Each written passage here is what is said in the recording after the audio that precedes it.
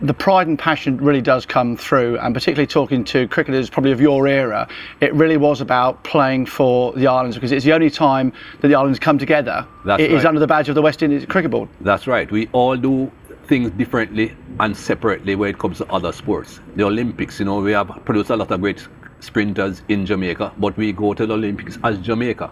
Barbados the same thing. Trinidad have produced their sprinters.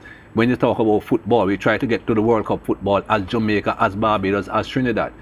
The only thing we do together is play cricket, and that is why people recognize the West Indies as cricket and cricketers first. We have been producing athletes for donkey's years. Helsinki, way back in about 1954, Jamaica 4x400 meters team, or yards it was those days, set a world record, but nobody remembers that so much for the West Indies. We are remembered for cricket because that's what we do together. And it's that togetherness, I think, that really comes towards, particularly in this film, the way it's being portrayed. Not made by West Indians, it's made by, I think, British filmmakers. Yes. But what it does do is try and show as you say, the political, the musical side, which is really important and really strong for the supporters that support West Indies cricket. At around that time, Jim, the cricket, music from the Caribbean were pretty much hitting the world stage together. Bob Marley was coming into his own at that time.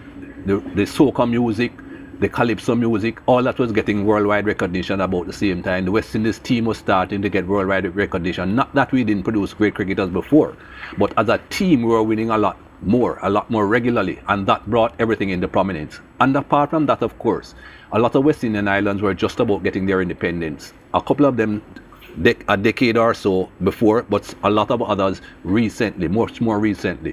And everything was just coming together and making the region a bit more prominent.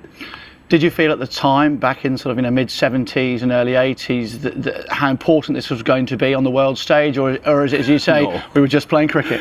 As far as I'm concerned, I was playing cricket. I was going out, enjoying myself, looking to do well for myself, looking to do well for the West Indies team.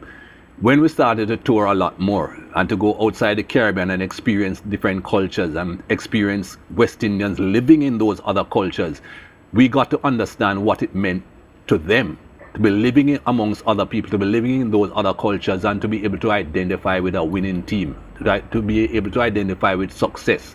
We understood then what it meant to them. But as far as I'm concerned, when I first started, I was playing cricket. I was enjoying myself. I was touring the world.